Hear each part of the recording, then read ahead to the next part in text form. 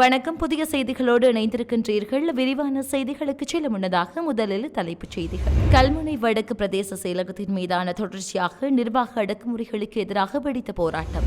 பொதுஜன பெரமுனவுக்கு ஆதரவளிக்குமாறு முன்னாள் ஜனாதிபதி மஹிந்த ராஜபக்ச தெரிவிப்பு. டயானா கமகேவிற்கு வழங்கப்பட்ட தீர்ப்பு பாராளுமன்றத்திற்கு பெரும் சுதந்திரம் கிடைத்துள்ளது. நளின் பண்டார தெரிவிப்பு. நாட்டில் ஏறக்குறைய 2000 குழந்தைகள் பீட்டா தலசீமியா நோய் மருத்துவர் எச்சரிக்கை. ஜனாதிபதி தேர்தலுக்கான கட்டுப்பணம் அதிகரிப்பு ஏஎல் ரட்நாயக்க தெரிவிப்பு. மக்களின் உயிருக்கு அச்சுறுத்தல் ஏற்படும் அபாயம், சபையில் அம்பலமான விடயம். கட்டுநாயக்கவில் கோடிக்கணக்கான போதைப் பொருளுடன் ஒருவர் கைது.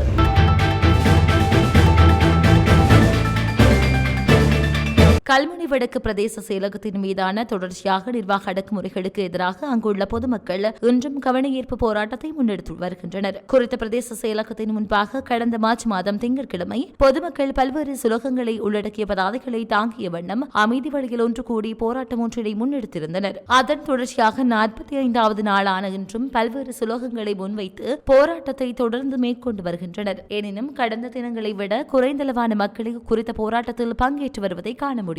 இவ்விடயம் குறித்து ஏற்பாட்டாளர்களும் பொதுமக்கள் பல்வேறு பிரச்சினைகளை தற்போது எதிர்கொண்டுள்ளதாக போலீஸ் நிலைய தகவல்கள் தெரிவிக்கின்றன. கடந்த 30 வருடங்களுக்கு மேலாக கல்முனை வடக்கு பிரதேச செயலகத்திற்கு எதிராக இடம்பெற்று வரும் சூழ்ச்சிகளையும் நிர்வாக அடக்குமுறைகளையும் கண்டித்தும் திட்டமிடப்பட்ட பிரதேச செயலக உரிமைகளை கொடுக்கும் நிர்வாக அடக்குமுறைகளை இனியும் பொறுத்துக் கொண்டிருக்க முடியாது எனவும் அரசாங்கம் இனியும் வாக்குறுதிகளை வழங்கி காலத்தை இழுத்தடிக்காது உடன் தீர்வை தரும் வரை தமது அமைதி போராட்டம் தொடரும் என மேலும் மக்கள் தெரிவித்தனர். பொதுஜன பெரமுனவின் வேலை திட்டம் தற்போது வெற்றிகரமாக முன்னெடுத்துச் செல்வதாகவும், எனவே பொதுஜன பெரமுனவுக்கு ஆதரவளிக்குமாறும் முன்னாள் ஜனாதிபதியும் பொதுஜன பெரமுனவின் தலைவருமான மஹிந்த ராஜபக்ச வேண்டுகோள் விடுத்துள்ளார். கொழும்பில் நேற்றைய தினம் இடம்பெற்ற நிகழ்வொன்றின் பின்னர் ஊடகவியலாளர்களின் கேள்விகளுக்கு பதிலளிக்கும் போதே அவர் இதனை தெரிவித்துள்ளார். தேசிய மக்கள் சக்தி தற்போது மக்கள் மத்தியில் முன்னிலையில் காணப்படுகின்றமை தொடர்பில் வினவிய போது அதனை பார்த்து சிரிக்கத்தான் முடியும் என பதிலளித்துள்ளார். அதேவேளை தற்போது பொதுஜன பெரமுனவை விட சஜித் பிரேமதாச தலைமையிலான ஐக்கிய மக்கள் சக்தி மற்றும் அனுர தலைமையிலான தேசிய மக்கள் சக்தி என்பன குறைந்த மட்டத்தில் இருப்பதாகவும்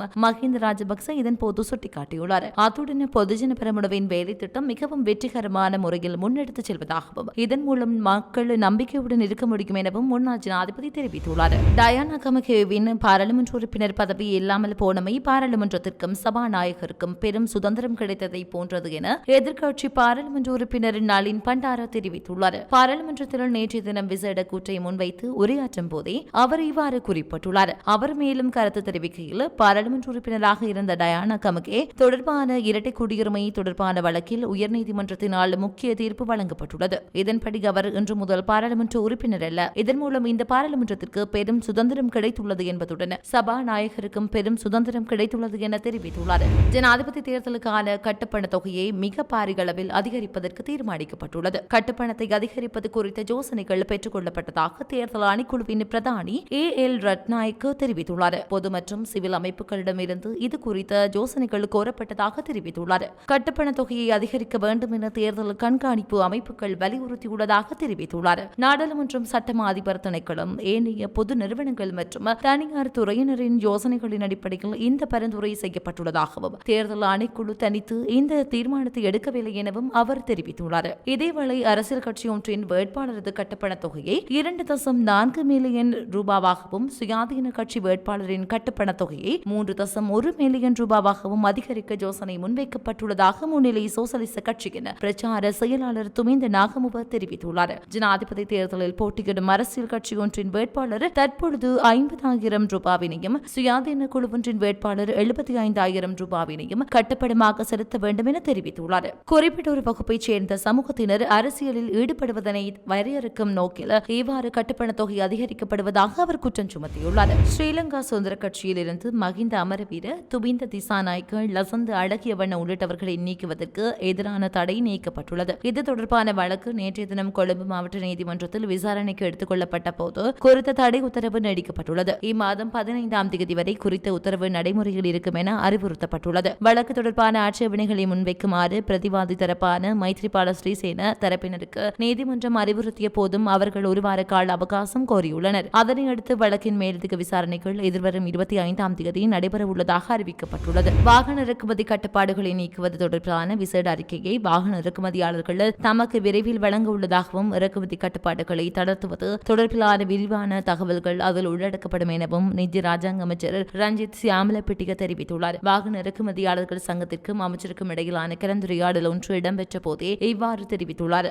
இறக்குமதி துறை நிபுணர்களால் தயாரிக்கப்பட்ட இந்த அறிக்கை வாகன இறக்குமதியை மீள ஆரம்பிப்பதில் குறிப்பிடத்தக்க தாக்கத்தை ஏற்படுத்தும் என அமைச்சர் சுட்டிக்காட்டியுள்ளார். இதேவேளை பொது போக்குவரத்துக்கு தேவையான வாகனங்கள், பயன்படுத்தப்பட்ட வாகனங்கள், தனியார் வாகனங்கள் போன்றவற்றை பாகங்களாக இறக்குமதி செய்வதற்கு அனுமதி வழங்குவது மிகவும் நடைமுறைக்குரியது என வலியுறுத்தப்பட்டது. மேலும் வரி செலுத்துவதில் ஏற்பட்டுள்ள சிக்கல் நிலைமைகள் தொடர்பிலும் விரிவாக கலந்துரையாடப்பட்டிருந்தமையும் குறிப்பிடத்தக்கது.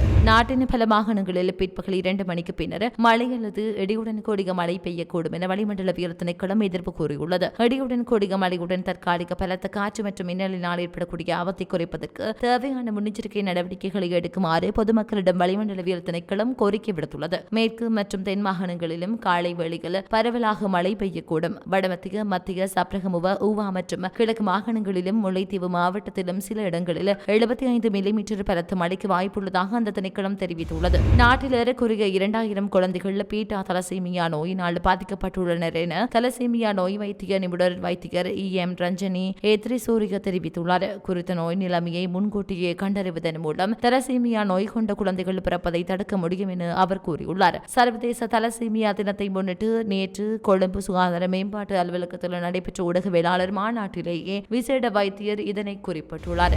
2 கோடி ரூபாவுக்கும் அதிகமான பெறுமதி கொண்ட குஷ் போதைப் பொருளை இலங்கைக்கு கொண்டுவர முயற்சித்த நபர் ஒருவர் கட்டுநாயக்க விமான நிலையத்தில் வைத்து கைது செய்யப்பட்டுள்ளார். கட்டுநாயக்க விமான நிலைய போதைப் பொருள் ஒழிப்பு பிரிவின் அதிகாரிகளால் சந்தேக நபர் கைது செய்யப்பட்டதாக போலீசார் தெரிவித்தனர். கைது செய்யப்பட்ட சந்தேக நபர் தாய்லாந்தின் பாங்காங் நகரில் இருந்து இலங்கை வந்துள்ள நிலையில் அவரது பயண பையில் சூட்சுமமாக பொதி செய்யப்பட்டிருந்த 5 கிலோ 278 கிராம் குஷ் போதைப் பொருளை போலீசார் கண்டுபிடித்துள்ளனர். சந்தேக நபர் கோமாகம பிரதேசத்தைச் சேர்ந்த 32 வயதுடையவர் என்பதுடன் மேலதிக விசாரணைகளை போலீஸ் போதைப் பொருள் தடுப்பு பிரிவின் அதிகாரிகள் மேற்கொண்டு வருகின்றனர். பேருவளை மாநகர சபைக்குட்பட்ட பகுதியில் உருவாகியுள்ள குப்பை மேட்டினால் மேத்தொட்டியில் நடந்ததை போன்று மக்கள் உயிருக்கு பெரும் அச்சுறுத்தல் ஏற்படக்கூடும் என இம்தியாஸ் பாக்கீர் மர்கார் தெரிவித்துள்ளார்.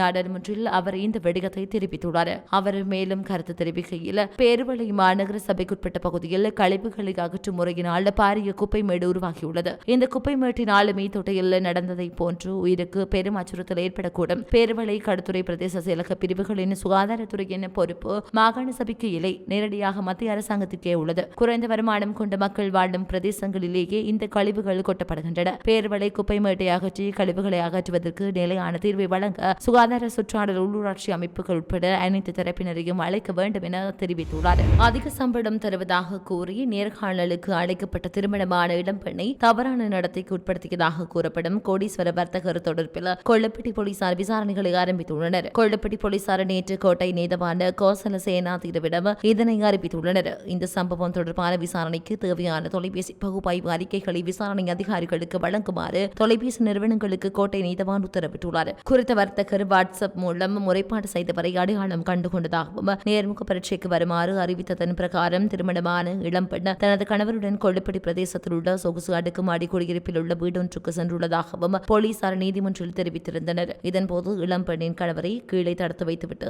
மேல்மாடி அறைக்கு அழைத்துச் சென்று மேற்படி குற்றத்தை செய்துள்ளதாகவும் போலீசார் நீதிமன்றில் சுட்டிக்காட்டியுள்ளதாக தெரிவிக்கப்பட்டுள்ளது. கொழும்பில் தனியார் நிறுவனம் ஒன்றின் சிரேஷ்ட நிர்வாக உத்தியோகத்தருடன் தகாத உறவு ஒன்றை ஏற்படுத்தி அவரது வீட்டில் உள்ள பொருட்களை திருடிய இளம்பெண் ஒருவர் கைது செய்யப்பட்டுள்ளார். பணந்துறை பின்வத்தை பிரதேசத்தில் வசிக்கும் 41 வயதுடைய திருமணமான குறித்த நிர்வாக உத்தியோகத்தர் செய்த முறைப்பாட்டின் அடிப்படையில் சந்தேக நபர் பின்வத்தை போலீசாரால் கைது செய்யப்பட்டுள்ளார். குறித்த சந்தேக நபர் இந்த நபரின் வீட்டிலிருந்து சுமார் 10 லட்சம் ரூபாய் பெறுமதியான பொருட்களை திருடியுள்ளார். ஹம்பாந்தோட்டை பிரதேசத்தைச் சேர்ந்த 26 வயதுடைய பெண் ஐஸ் போதைப் பொருளுக்கு அடிமையானவர் என தெரிய வந்துள்ளது. குறித்த சந்தேக நபர் மற்றும் ஒரு இளைஞருடன் இணைந்து நிர்வாக அதிகாரியின் வீட்டிற்கு ஜன்னல் வழியாக நுழைந்து பொருட்களை திருடியுள்ளார். சம்பவம் தொடர்பில் பின்பற்ற போலீசார் மேலதிக விசாரணைகளை மேற்கொண்டு வருகின்றனர். யாழ்ப்பாணம் சாவகச்சேரி போலீஸ் பிரிவுக்குட்பட்ட நாவற்குழி பிரதேசத்தில் இன்று காலை ஜுக்திய சோதனை நடவடிக்கை முன்னெடுக்கப்பட்டது. இதன்போது போலீசார் மற்றும் விசேட அதிரடிப்படையினர் இணைந்து A9 மற்றும் A32 வீதிகளூடாக பயணித்த வாகனங்களை சோதனையிட்டிருந்தமை குறிப்பிடத்தக்கது.